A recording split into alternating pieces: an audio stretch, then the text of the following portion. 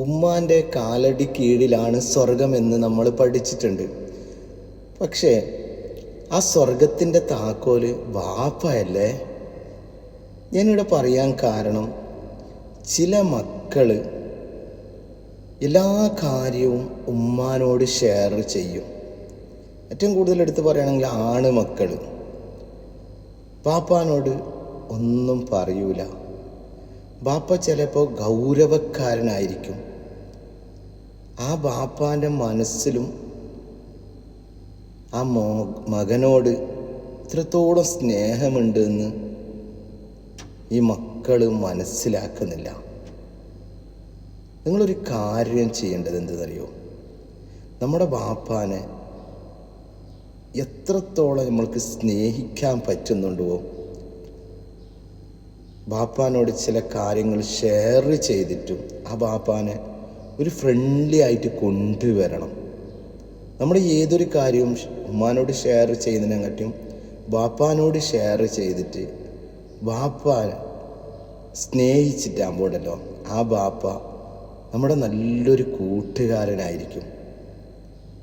നമുക്ക് സുഹൃത്തുക്കളെ കാട്ടിയും ഏറ്റവും ഷെയർ ചെയ്യാൻ പറ്റുന്ന നല്ലൊരു ബന്ധമായിരിക്കും. ഇന്ന് നമ്മൾ ഏറ്റവും കൂടുതൽ കണ്ടുവരുന്നതാണ്, ഏതൊരു കാര്യവും ഉമ്മാനോട് പറഞ്ഞിട്ടേ ചെയ്യും, ഉമ്മാൻ്റെ അനുവാദം ഉണ്ടെങ്കിലേ ചെയ്യും. അപ്പം നീ എന്തടോ വാപ്പാനോട് പറയാത്തതെന്ന് ചോദിക്കുമ്പോൾ വാപ്പ ഭയങ്കര ഗൗരവക്കാരനാണ്, വാപ്പാനോട് എന്തെങ്കിലും പറഞ്ഞാൽ അവർ ചൂടാവും എന്നൊരു ചിന്താഗതിയാണ് ഉള്ളത്. പക്ഷെ ആ ചിന്താഗതി നമ്മൾ മാറ്റിയിട്ടുണ്ടല്ലോ. എത്രത്തോളം നമ്മുടെ വാപ്പാനെ നമ്മൾക്ക് സ്നേഹിക്കാൻ പറ്റുന്നുവോ അത്രത്തോളം സ്നേഹിക്കണം.